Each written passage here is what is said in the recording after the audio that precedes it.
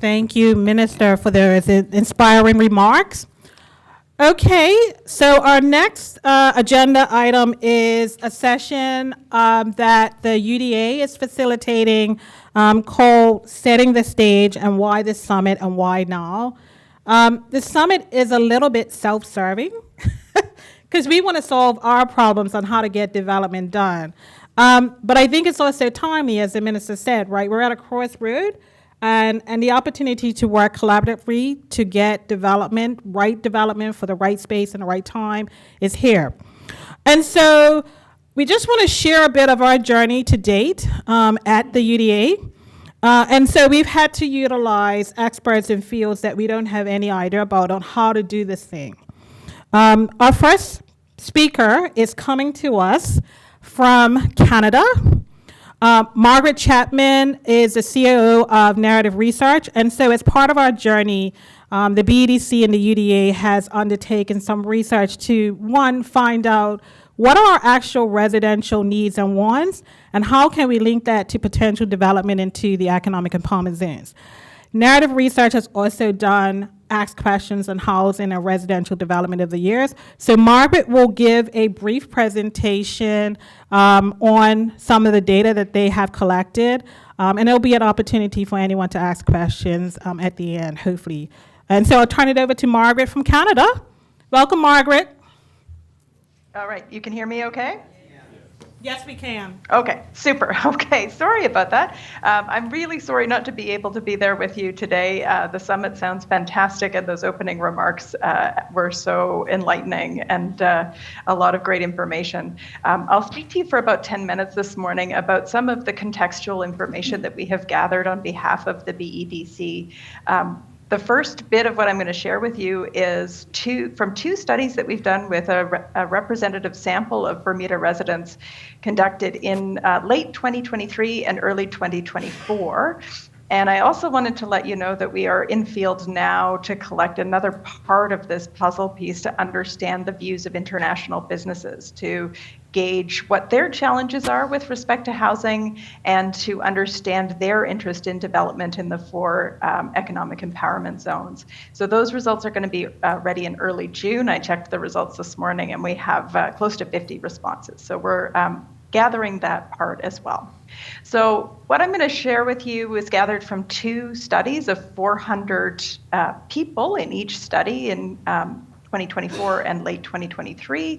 And this just gives you a snapshot showing you the gender, age, household income, Bermudian status, and race breakdown that we have in those samples. So they're a broad spectrum and very closely match the census divisions of the population.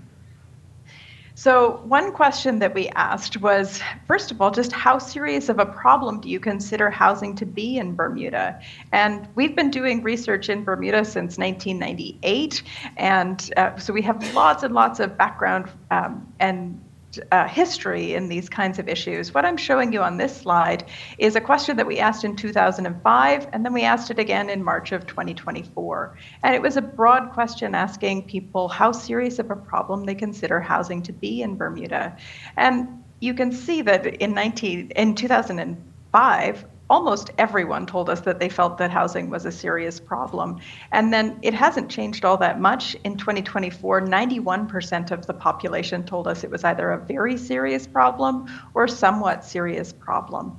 So a key issue, absolutely, felt by a vast majority of the population. When we ask people, how serious of a problem is the cost of housing for your own household? So not as an issue for the island, but for you personally. We have captured this data from 1998 all the way through until 2024.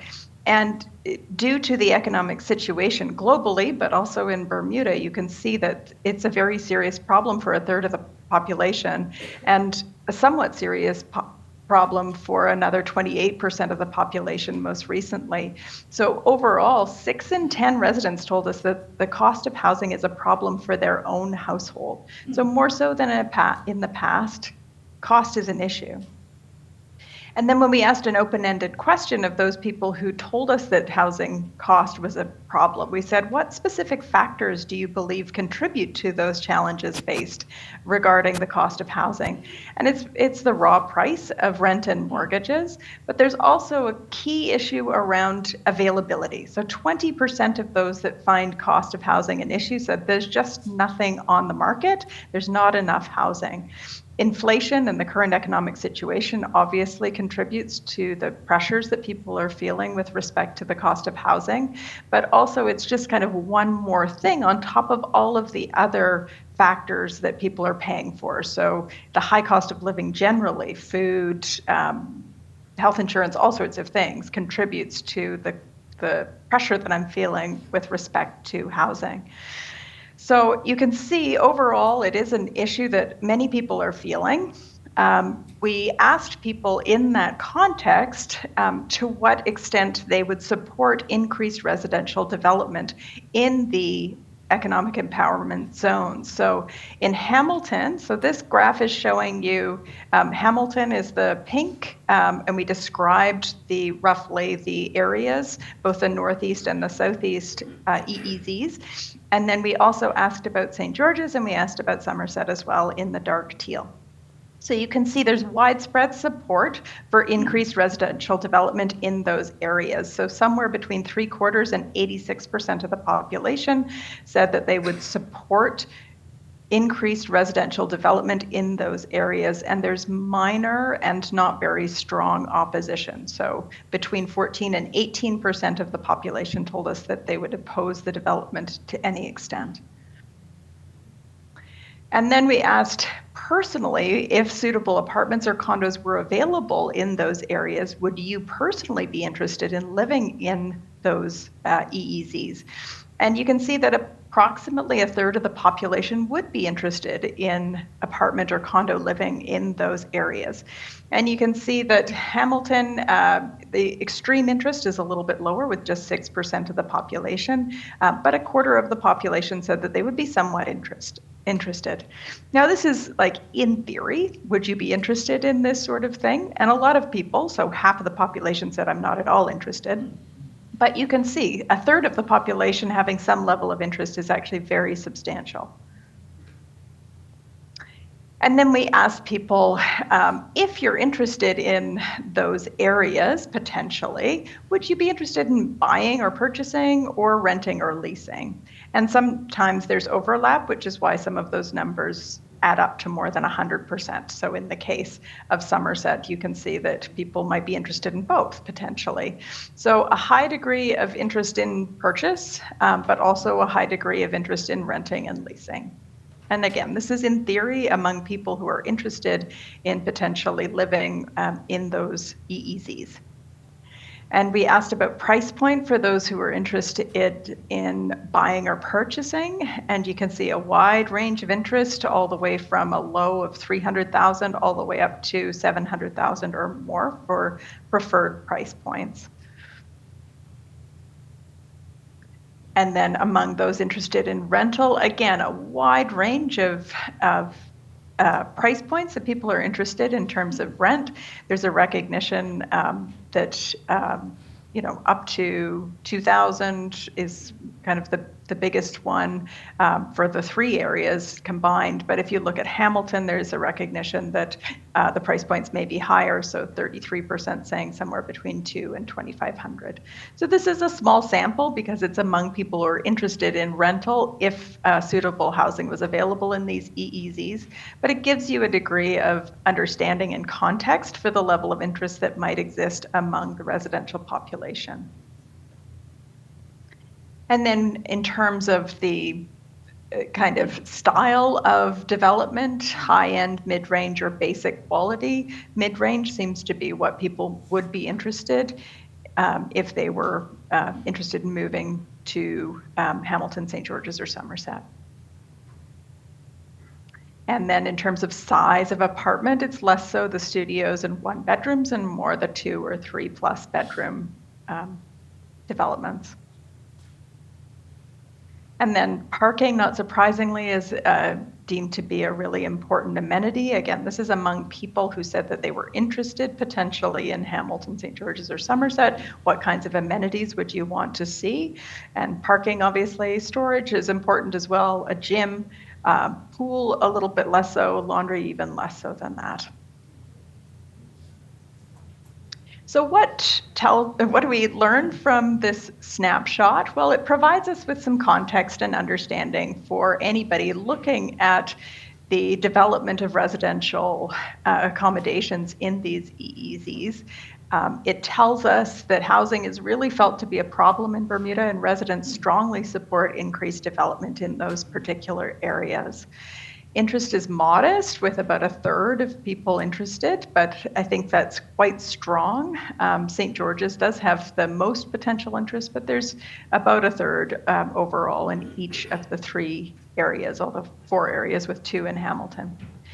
New residential developments would likely attract both buyers and renters, with residents willing to pay a range of different prices depending on the offerings. And generally, the expectation is for mid-range quality rather than high-end or basic. And people are looking generally for 2 or more bedrooms. That's where the greatest potential market opportunity may be. And parking, of course, is very important. So I hope that this information gives you a little bit of a snapshot and foundation for some of the conversations that you'll be having today. As I mentioned earlier, we're conducting a survey right now to get the other piece of the puzzle. This is residents' views in Bermuda now, but we wanted to understand the business market, particularly if organizations may be interested in buying or renting or working on developments in those EEZs, to see if there's potential on that side as well. And overall, that will give us more of a picture of the level of interest and opportunity for development. So happy to take any questions. Yeah. Does anyone have any questions? We can take maybe 1 or 2. We'll just bring a mic to you. Right here.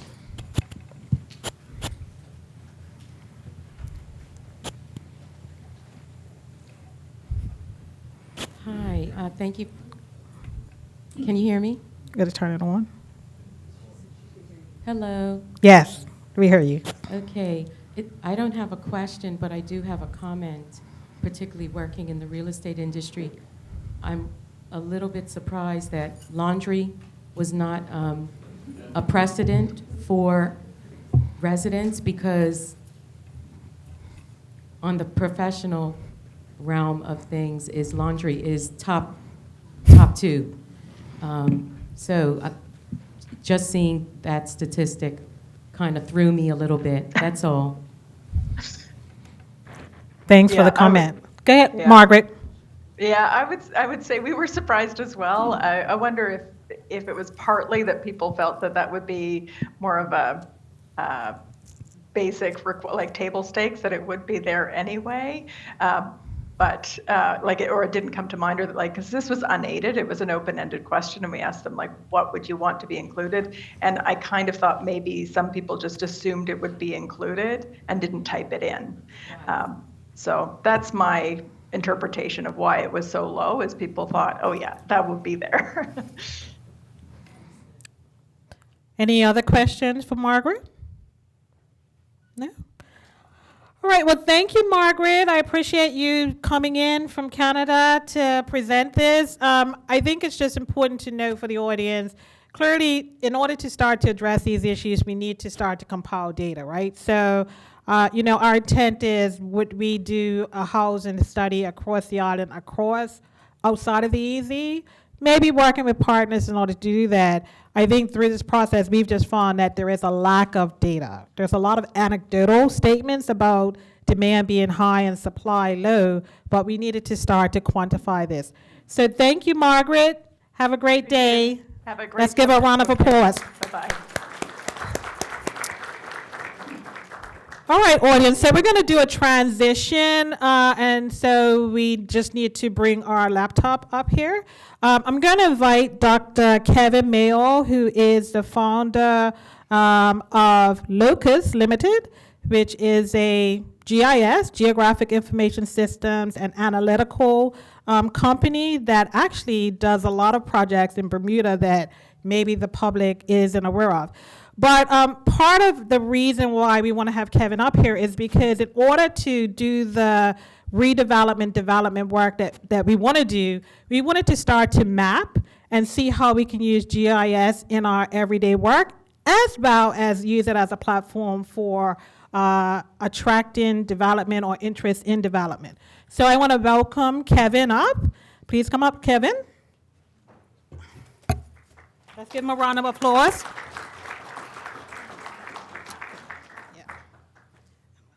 Hi, good morning. My wife said, don't worry, you'll have dual screens. You'll have your speaking notes in front of you and that. It's okay. I said, no, I'm not going to count on that. I'm going to print them out. Then the printer wouldn't work this morning. Luckily, I have a copy on my phone, so we're all good. Yes, so I'm a Bermudian geospatial GIS professional. I'm an independent consultant. I specialize in data, software, and any technologies that have to do with location. I work a lot with government or quasi-government agencies, and I make a lot of maps. So this morning I want to talk about three things: how BEDC has used location data for the benefit of the EEZ program. That includes both the initial neighborhood analysis that we do for designing an EEZ. Is this advancing by itself? Can we stop that? Then once an EEZ is established, the BEDC officers then have to maintain that business data so that they can have a better understanding of the zone. And then the BEDC and the UDA team use that data to promote the zone and individual development sites. So I'm going to talk about that stuff, and then I'll turn to two more general topics, and I'll try not to confuse you between two very similar terms. Infrastructure data is the data about your infrastructure. It's the location and the characteristics of that infrastructure, which is important for development decisions. But the management and use of that data is enabled through a national data infrastructure. And that's, we'll discuss what that entails, and I encourage organizations to see their data assets as part of a collective data infrastructure for the island.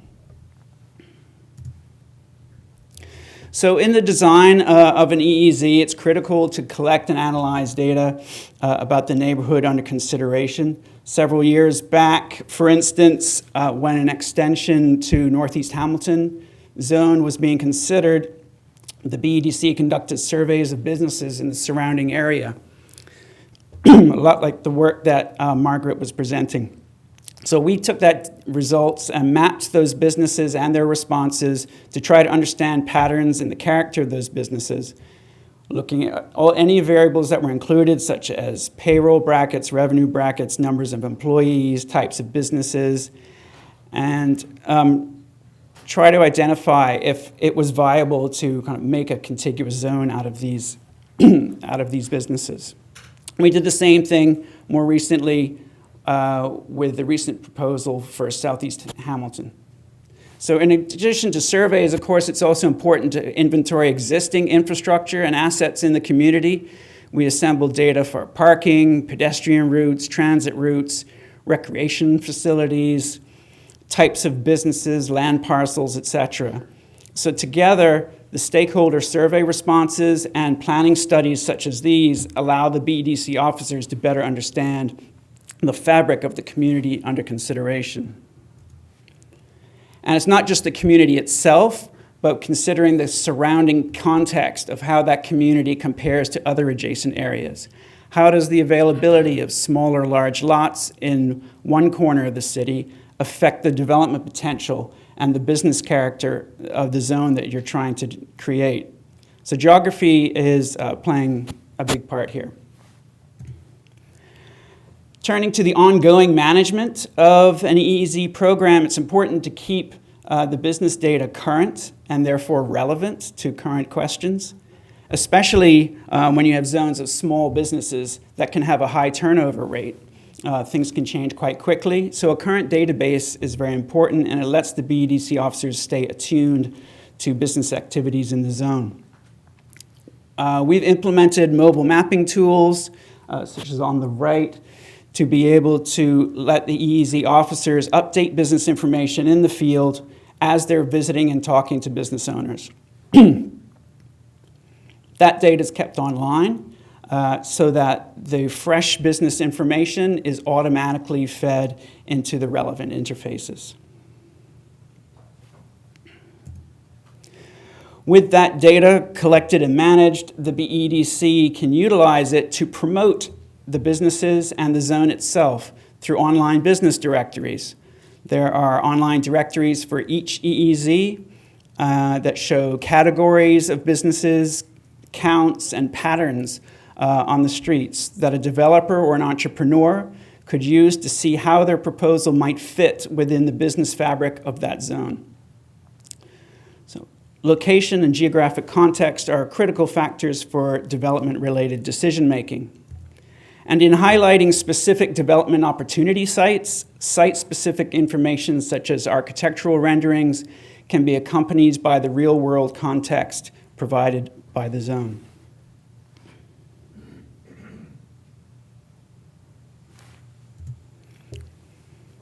So I want to turn more generally to the topic of infrastructure data. We commonly talk about physical infrastructure. There's the pipes, the poles, the wires, but there are also regulatory frameworks such as zoning. There are service areas for utilities. There are vehicle routes. There's capacity information about infrastructure. Then those all describe that region. It's all relevant for development-related decision-making. Because nearly all of this information is about real-world assets and operations, GIS systems and maps are primary tools.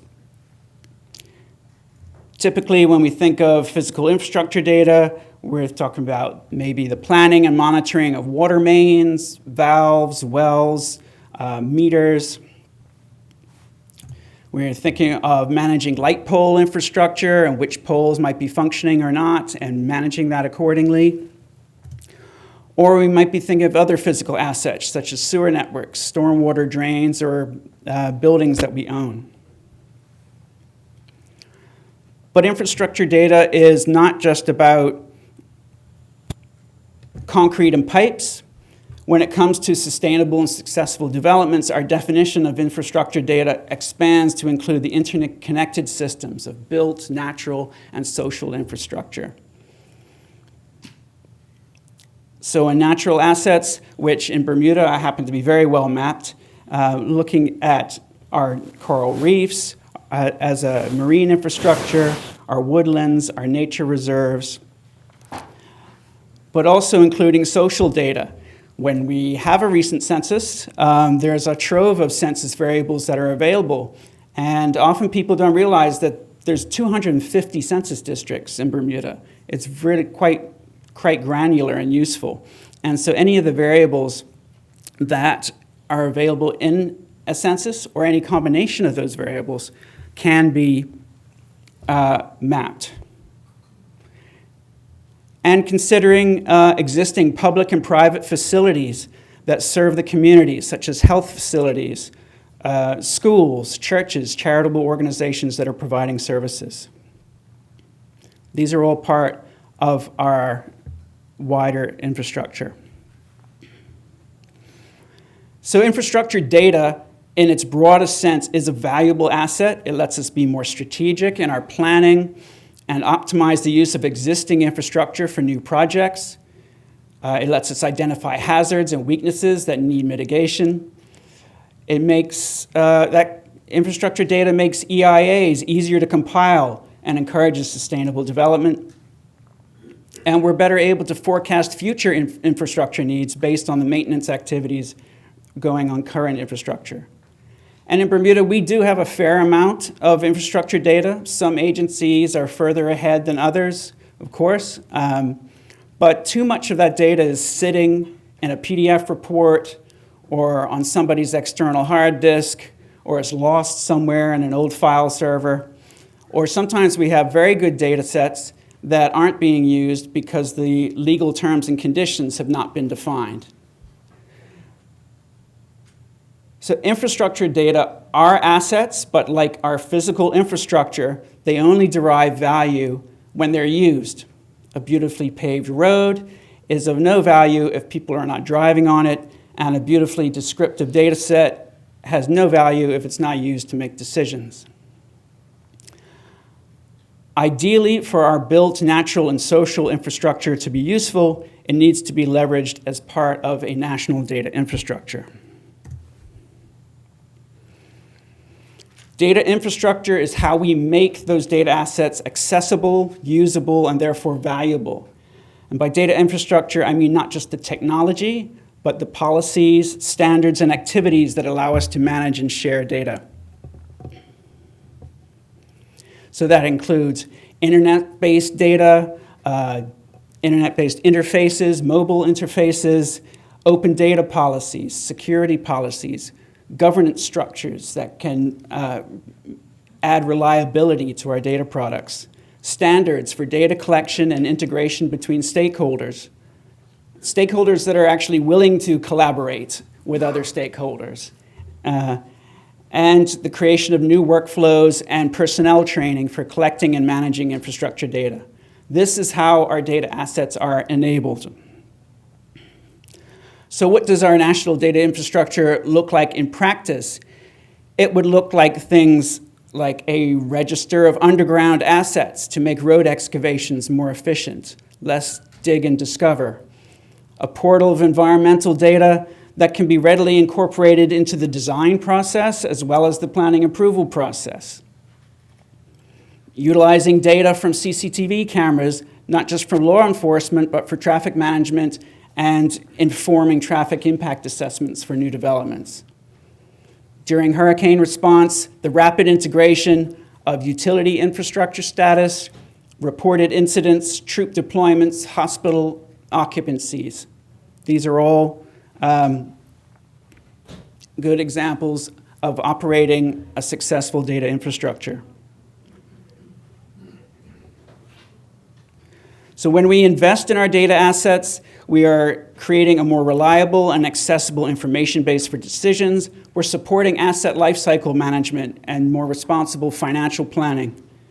Data sharing that creates more efficient digital processes between agencies, and a foundation for the adoption of new technologies. It makes us ready.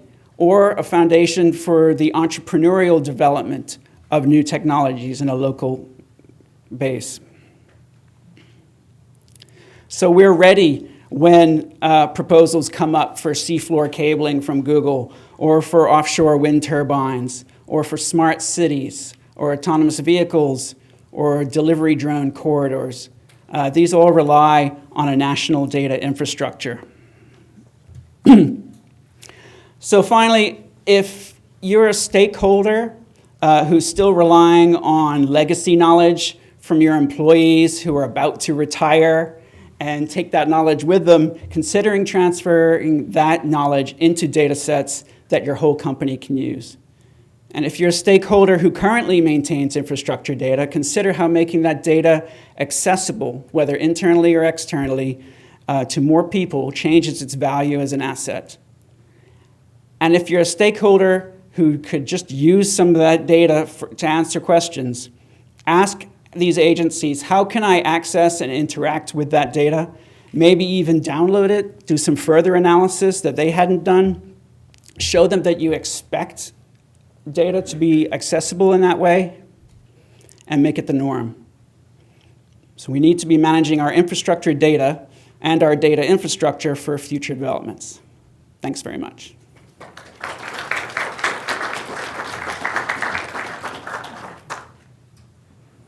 Are there any questions? Kevin, you stunned people. Thank you, Kevin, for that. I appreciate it.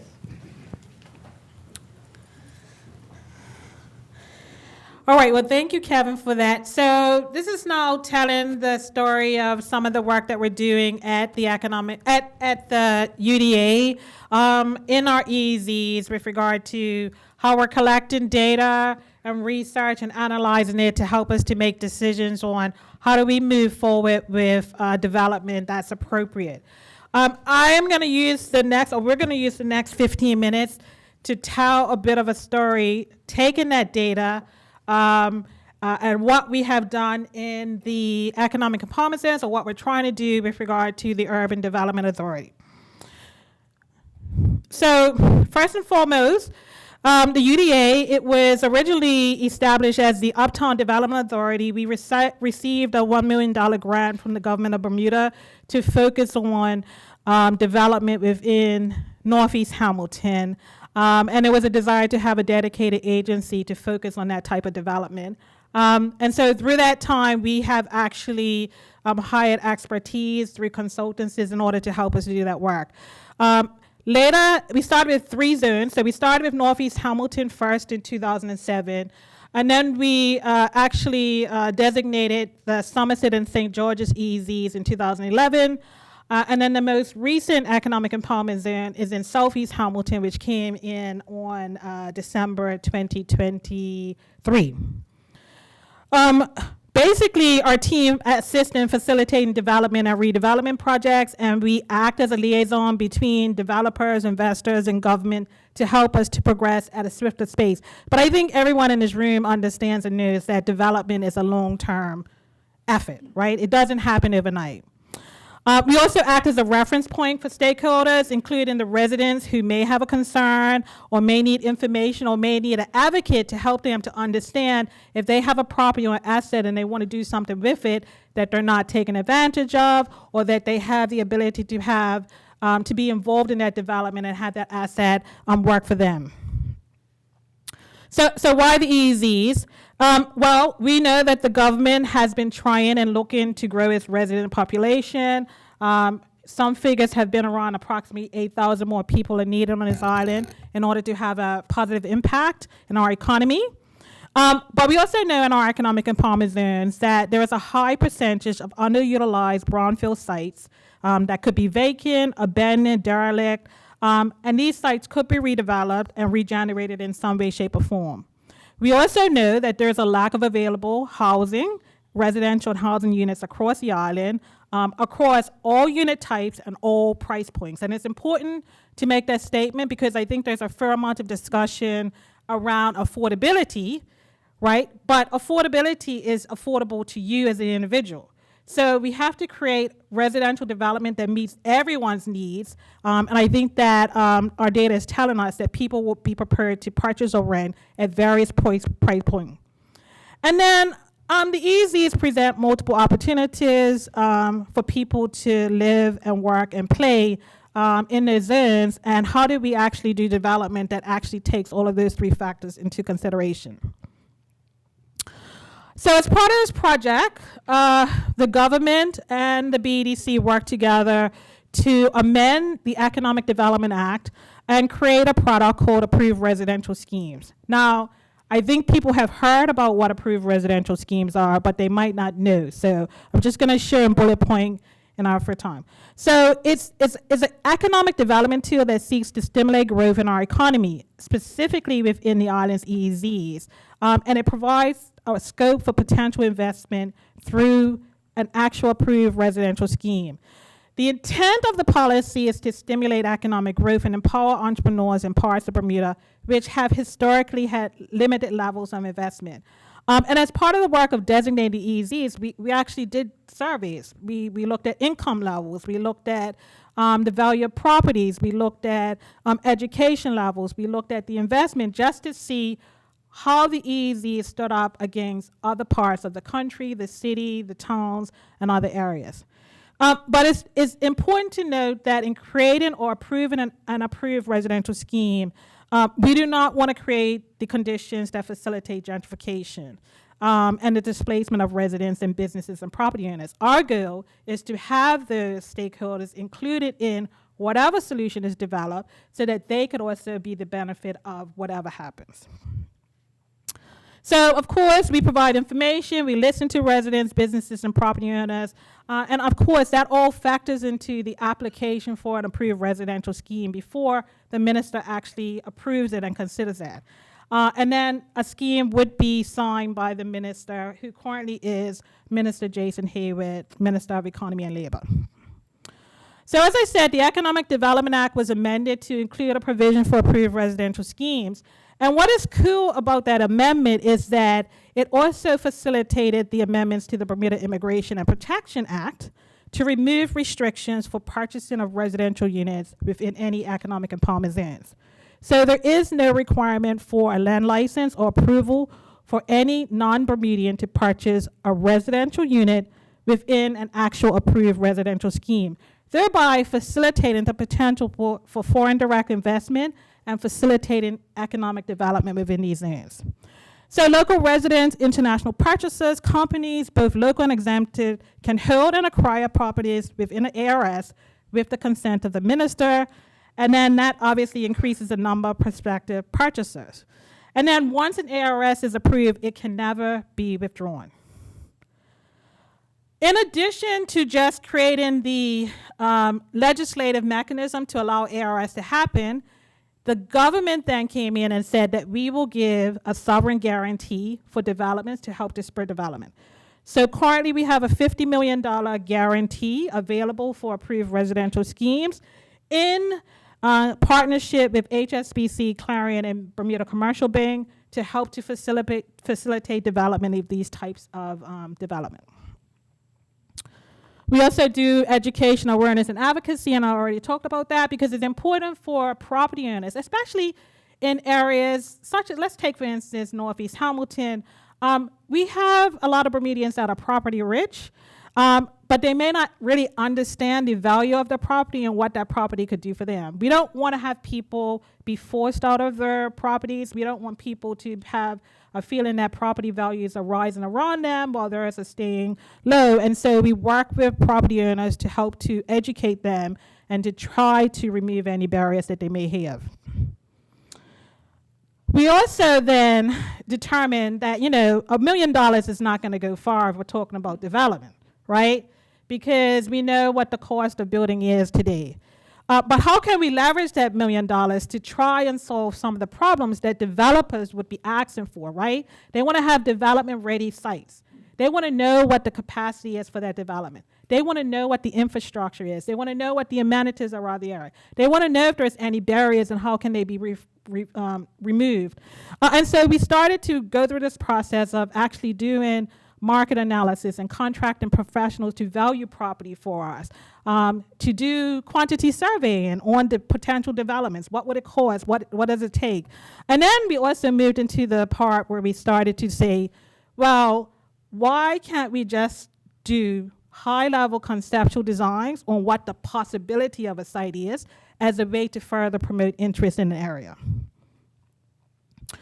Kevin talked about how we use mapping as a tool for investment, so I'm not going to go into this, but I think that we're at the very infancy stages of collecting and utilizing our data in a really, really intuitive way, and I'm excited about what we can do in the future. And so we have these sites. Anyone can access it, and so we can provide you with a link if you go to our uda.bm website. But we've mapped the inventory across the zones that we think are development sites and development ready that could be invested and developed. We've also created a site that represents the high-level concepts of designs that we have had developed.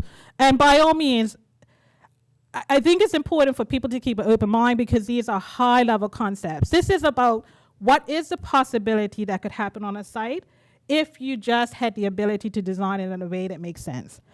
So any developer that's interested in any of these sites could take that design and say, I want to do it in a different way. But it's easier to talk to someone interested in development or investment if you have something tangible to show them. And so now I'm going to turn it over to my colleagues, Shawn, Larry Williams, and Raymond Lambert, who are our consultants at the Urban Development Authority, who's going to talk about the 4 economic empowerment zones. We're going to first start with Northeast Hamiton.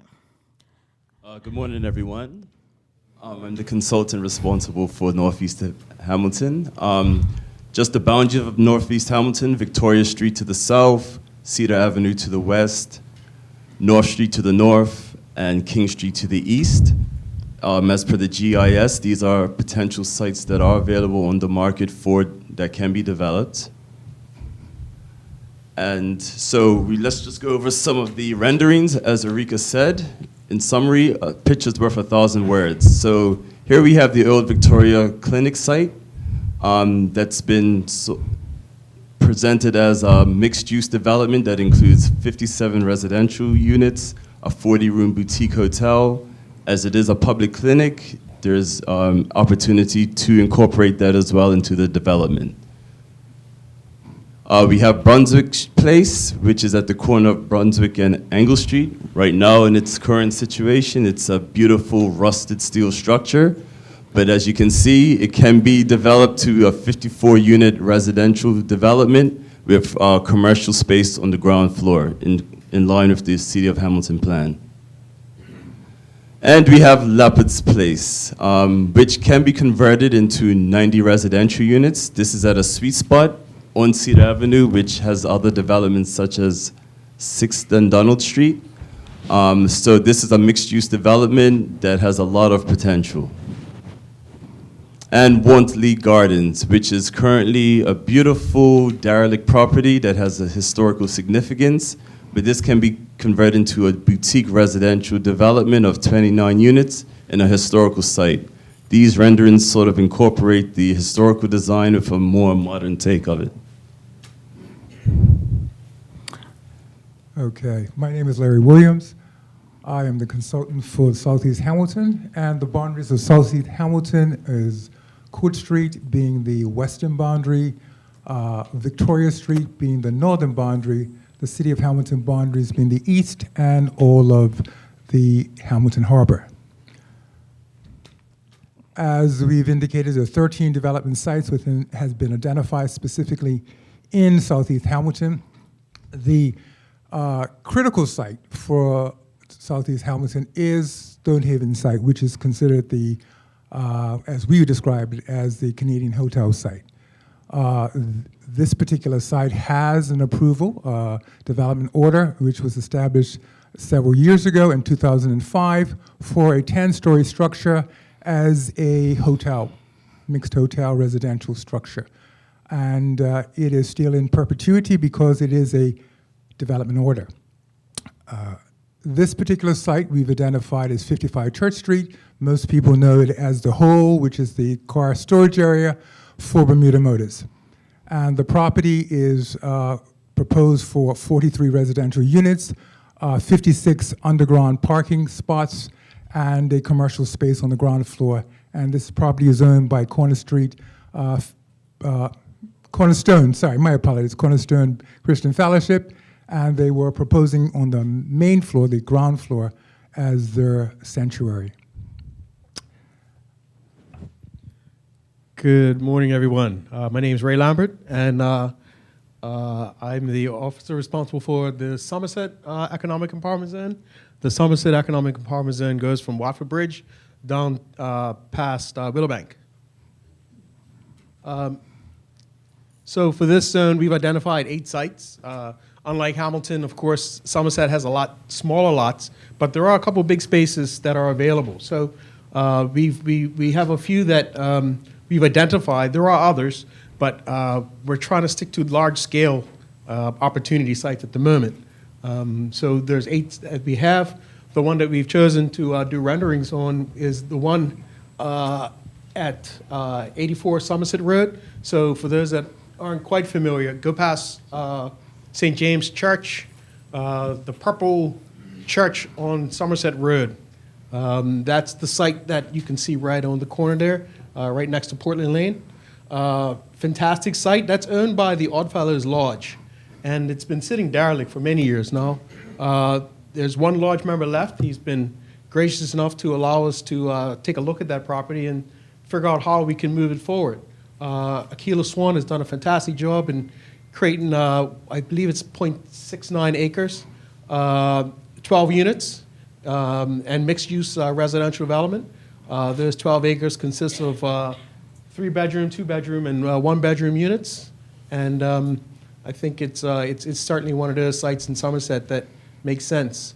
For St. George's, the zone goes from Mullet Bay Road, so it incorporates all of the area behind Wellington Road, all the way to the end of St. George's, Cut Road, and around Fort St. Catherine. So that will be the EEZ zone. Now, what's a little tricky about some of this is the zones were created more for business development. So when we get into housing, some of that stuff, some of those areas aren't fully incorporated. However, there are some really interesting sites in St. George's that we looked at. So we have 6 sites that have been identified. And, Myers, Summers Playhouse, McCallum's Wharf, the corporation parking lot, there's a building for works and engineering. There's a couple others, but definitely all opportunity sites that we are looking at. The one that we had spent the most time thinking about is Penner's Wharf. Everyone's familiar with that space.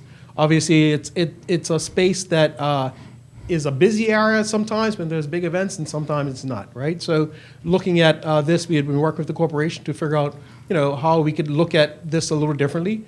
And came up with Penner's Place. That's Shea Haynes and Jonathan Castro. So they've put together what would be a 63-unit multi-story mixed-use development, including retail, a boutique hotel, and residential. I believe it has like 136 parking bays, so there is parking for those businesses that set up in the area. And it's mixed use, as you can see. It's very, very creative design to push the envelope, right? What can be done in that space? That's what this is about. So they've done a fantastic job, in our opinion, to show some of those opportunities, incorporating sustainability, et cetera, with what could be a very interesting spot. If I can just, I think this is the last one for you guys, but if I can just correct, I think I made a mistake. There's no boutique hotel in it, but they did do various iterations where it could go up to 110 residential units if it was higher density. So we kind of used the 63 units. Cool. And it also, as I say, this is just a snapshot of the presentation they give. So it still incorporates the cruise ship terminal. It still incorporates the cruise ships that do get into St. George's on a regular basis, but also expands on the marina experience, always need for some of those things. All right, so we're over time, so I'm just going to rush through this. But if you have any questions, during the networking or break or during lunch, please let us know. So what have we achieved? I'm not going to go through all of this, but obviously we've amended legislation to help us to do this. We've conducted market research. We've met with dozens of developers and investors. And so part of it, how do we catalyze them to now go from just being slightly interested to really interested? We have a guarantee that the government has provided. Obviously, we've done conceptuals. We do provide incentives and concessions. We currently have 2 approved residential scheme applications in with us that we are reviewing and working with. The property owner developer one, which would be a total of 93 residential units if it could come to fruition. And of course, we facilitated this summit. So in closing, thank you guys for listening to our journey. Hopefully that sets the context for more discussion on this. But thank you, and we'll turn it over to the next panel. Thank you, guys.